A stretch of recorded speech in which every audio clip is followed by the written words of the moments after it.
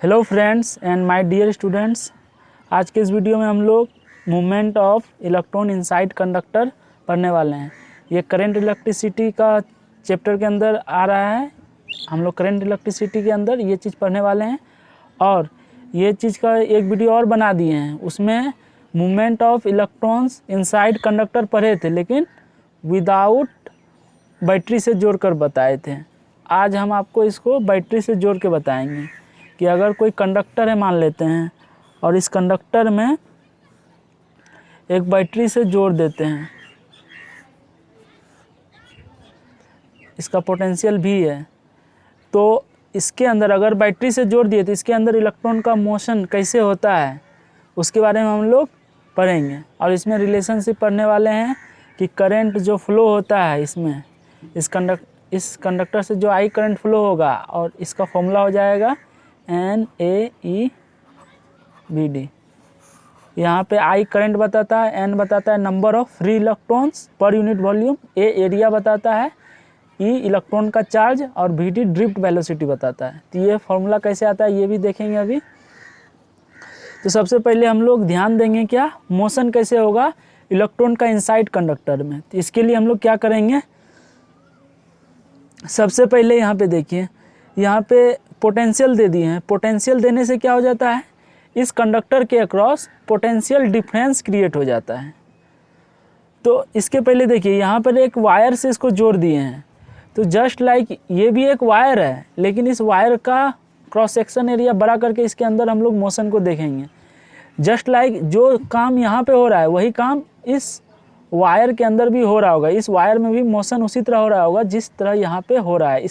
ये भी मेरा वायर है, ये भी मेरा वायर है। करंट यहाँ से भी फ्लो करेगा और करंट यहाँ से भी फ्लो करेगा। तो हम यहाँ का बात बताएंगे, इस वायर के अंदर जो हो रहा है ये बात नहीं बता रहे हैं, लेकिन सेम टू सेम कंसेप्ट लगेगा वहाँ पर भी। तो सबसे पहले हम लोग इसका बात करते हैं। इसमें क्या होता है देखिए ध्यान से, अब इसको यहाँ से डिस्कनेक्ट कर दिए हैं और इसको यहाँ पे आके समझ रहे हैं। देखिए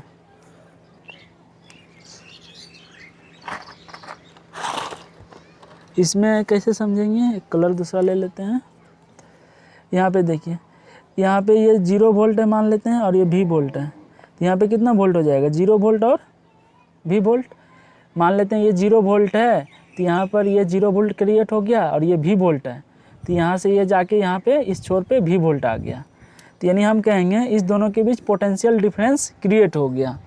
और पोटेंशियल डिफरेंस क्रिएट हो जाता है तो इलेक्ट्रिक फील्ड का डायरेक्शन किधर से किधर होता है, high potential to low potential. आप इलेक्ट्रोस्टैटिक्स में पढ़ते हैं कि जो इलेक्ट्रिक फील्ड के डायरेक्शन में होता है पोटेंशियल घटता है। तो देखिए इलेक्ट्रिक फील्ड का डायरेक्शन ये है तो पोटेंशियल घट रहा है, पहले V था, फिर V से थोड़ा सा कम होगा, V से और थोड़ा सा कम होगा, और थोड़ा सा कम होगा, और थोड़ा सा कम होगा, और यहाँ आके 0 हो जाएगा। आप सोच रहे होंगे इसको 0 क्यों माने, इसको V क्यों माने। हम इसको कुछ भी मान सकते हैं और इसको भी हम कुछ भी मान सकते हैं। अगर हम इसको 5 मानेंगे तो ये V + 5 हो जाएगा। मेरा पोटेंशियल डिफरेंस भी आना चाहिए। अगर ये वोल्टेज सोर्स भी है तो हाई माइनस लो करेंगे तो मेरा V आना चाहिए, लेकिन हम 0 मानकर समझा रहे हैं कि ज़्यादा दिमाग नहीं लगाना पड़ेगा, इसी कारण। तो यहाँ पे ये 0 वोल्ट हो गया और ये V वोल्ट हो गया। अब इसके कारण यहाँ पे क्या आ गया, इलेक्ट्रिक फील्ड आ गया। तो ये इलेक्ट्रिक फील्ड आ गया, तो ये इलेक्ट्रिक फील्ड क्या करेगा, ये इलेक्ट्रिक फील्ड बाहर दिखा है, लेकिन ये इलेक्ट्रिक फील्ड इनसाइड प्रेजेंट है। ये पूरा इलेक्ट्रिक फील्ड यहाँ से इधर जा रहा है। ये इलेक्ट्रिक फील्ड कहाँ प्रेजेंट है, इस कंडक्टर के अंदर। तो ये इलेक्ट्रिक फील्ड क्या करेगा ना, इसके अंदर जो भी इलेक्ट्रॉन है उस पर क्या लगाएगा, फोर्स लगाएगा। किस डायरेक्शन में फोर्स लगाएगा, अपोजिट डायरेक्शन में फोर्स लगाएगा, इस डायरेक्शन में फोर्स लगाएगा। आप सोच रहे होंगे अपोजिट डायरेक्शन में क्यों फोर्स लगा रहा है, इलेक्ट्रिक फील्ड तो इधर है तो फोर्स तो इधर लग जाना चाहिए।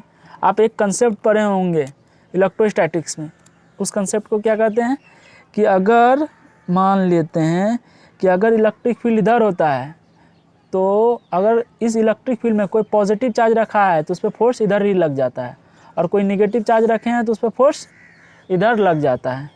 फोर्स का वैल्यू कितना होता है, अगर कोई नेगेटिव चार्ज रखें तो इधर लग जाता है। अपोजिट डायरेक्शन में इलेक्ट्रिक फील्ड का फोर्स का वैल्यू कितना होता है, Q × E होता है। इसका भी फोर्स का वैल्यू कितना होगा, Q × E होगा। मैग्नीट्यूड दोनों का सेम है, लेकिन अगर क्यू क्यू चार्ज है, एक पॉजिटिव एक निगेटिव है, लेकिन इस पर फोर्स का डायरेक्शन से इस डायरेक्शन में होगा और इसमें अपोजिट डायरेक्शन में होगा। तो जस्ट लाइक इधर इलेक्ट्रिक फील्ड का डायरेक्शन इधर है, लेकिन इलेक्ट्रॉन पे फोर्स इस डायरेक्शन में लगेगा। क्यों लगेगा? क्योंकि इलेक्ट्रॉन निगेटिवली चार्ज होता है, तो निगेटिवली चार्ज होता है, इसी कारण फोर्स इस डायरेक्शन में लगेगा। इतना बात समझ में आ गया आपको? अब फोर्स कितना लग रहा है इस इलेक्ट्रॉन पे? तो फोर्स लग रहा है E इंटू ई।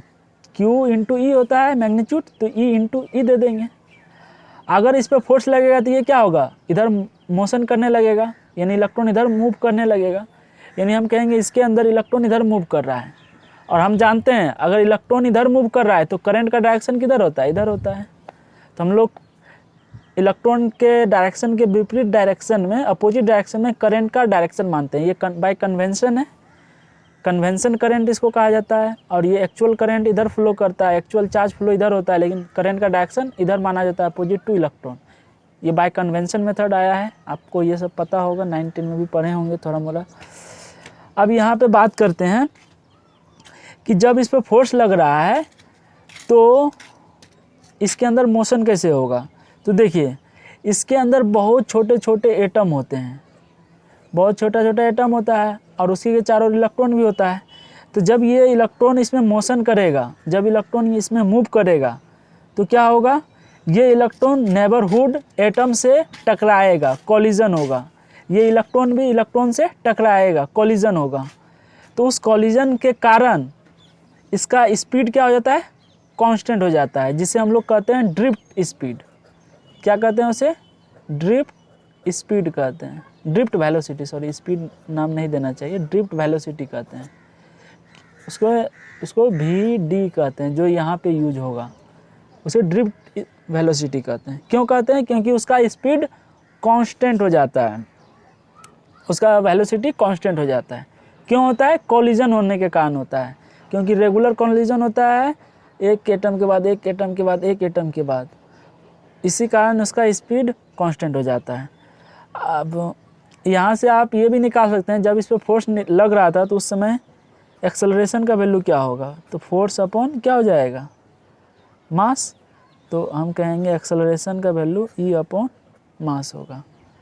तो ये सारा एक्सेलरेशन इतना हो रहा है, लेकिन ये एक्सेलरेशन धीरे धीरे क्या हो जाएगा? 0 हो जाएगा, या हम इसे कहेंगे एक्सेलरेशन कांस्टेंट नहीं। अगर कांस्टेंट हो जाएगा तो ड्रिफ्ट वेलोसिटी कांस्टेंट कैसे होगा? तो ये सब आपको अगले वीडियो में भी मैं बताने वाला हूँ कि करंट और ये वोल्टेज का क्या रिलेशनशिप होता है, तो उसमें इसका पूरा डिटेल्स में इसके बारे में बताऊँगा। अभी मैं सारा फोकस इस पर रखता हूँ कि इलेक्ट्रॉन का मोशन कैसे हो रहा है इसके अंदर। तो जैसे ये इलेक्ट्रॉन इसमें मूव करेगा तो आप जान रहे हैं कि इलेक्ट्रॉन यहाँ पे कोलाइड करके इसका स्पीड क्या हो गया है? कांस्टेंट हो गया है। इतना तो पता चल गया आपको। अब यहाँ पे देखिए, अब यहाँ पे हम लोग इस फार्मूला को ड्राइव करते हैं। इस फार्मूला को कैसे ड्राइव करेंगे? तो इस फार्मूला को ड्राइव करने के लिए एक सिंपल सा टेक्निक यूज करेंगे। हम लोग पढ़े हैं करंट इज इक्वल टू क्या होता है? करंट इज इक्वल टू क्या होता है? Q upon time. क्या होता है? Current is equal to charge flow upon time होता है। तो हम लोग बात करेंगे कि इस पूरे कंडक्टर में कितना चार्ज है अपॉन टाइम। तो मान लेते हैं, फिर से यहाँ पे थोड़ा सा बात कर लेते हैं। मान लेते हैं कि इसका लेंथ हम L मान लेते हैं, ठीक। और इसके अंदर नंबर ऑफ़ फ्री इलेक्ट्रॉन्स निकालना है। तो इसके अंदर नंबर ऑफ़ फ्री इलेक्ट्रॉन्स निकालना है और इसका मान लेते हैं एरिया A है। तो बताइए इसका वॉल्यूम कितना हो जाएगा? वॉल्यूम हो जाएगा एरिया इंटू लेंथ। ये हो गया टोटल वॉल्यूम। और हमें N दिया हुआ है। N हमेशा क्वेश्चन में दिया रहता है। N क्या होता है? Number of free electrons per unit volume, यानी यूनिट वॉल्यूम में कितना नंबर ऑफ़ फ्री इलेक्ट्रॉन्स है वे दिया हुआ है। तो इस नंबर ऑफ़ फ्री इलेक्ट्रॉन्स को अगर हम इस वॉल्यूम से मल्टीप्लाई कर देंगे तो total number of free electrons इस पूरे वॉल्यूम में कितना होगा वे मिल जाएगा हमको। तो हम लोग क्या करेंगे? NaL कर देंगे। तो ये क्या हो गया मेरा? Total number of free electrons inside this conductor, ये निकल गया।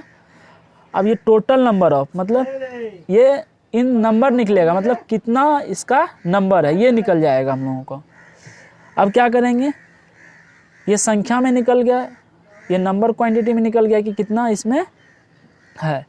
तो इसमें हम क्या करेंगे, सिंपली मान लेंगे 10 इलेक्ट्रॉन है, तो 1 इलेक्ट्रॉन पे चार्ज ई होता है, तो 10 इलेक्ट्रॉन पे चार्ज कितना हो जाएगा 10 ई। तो उसी तरह इतना है, तो इतना पे चार्ज कितना हो जाएगा, ई से मल्टीप्लाई कर देंगे, तो ये मेरा टोटल चार्ज निकल गया। ये टोटल चार्ज का नंबर है, उसमें हम चार्ज के क्वांटिटी से मल्टीप्लाई करेंगे ना कि 1 इलेक्ट्रॉन पे कितना चार्ज होता है, तो वे मेरा चार्ज हो गया। अब यहाँ क्या करेंगे, टाइम से डिवाइड कर देंगे, और यहाँ सिंपली क्या लिखेंगे, एल अपॉन टाइम को क्या लिख देंगे, एल क्या माने, इसका लेंथ माने है, और यहाँ से यहाँ तक जाने में कितना टाइम लग रहा है, टी टाइम लग रहा है। तो टी टाइम लग रहा है, तो एल अपॉन टाइम को क्या लिखेंगे, वेलोसिटी लिखेंगे। लेकिन यहाँ इस वेलोसिटी को हम ड्रिफ्ट वेलोसिटी से रिप्लेस कर देंगे, क्योंकि हमें पता है कि इसके अंदर इलेक्ट्रॉन जो मूव कर रहा है वे उसका ड्रिफ्ट वेलोसिटी कांस्टेंट हो जाएगा। तो अगर कांस्टेंट हो जाएगा तो यहाँ पे लेंथ अपॉन टाइम को डायरेक्टली हम ड्रिफ्ट वेलोसिटी भी लिख सकते हैं, क्योंकि हम लोगों ने एजम्पशन किया है कि इसका वेलोसिटी ऑलमोस्ट कांस्टेंट हो जाएगा ड्यू टू कॉलिजन, और ऐसा होता भी है, इसी कारण हम लोग इसको ऐसा लेकर चलते हैं।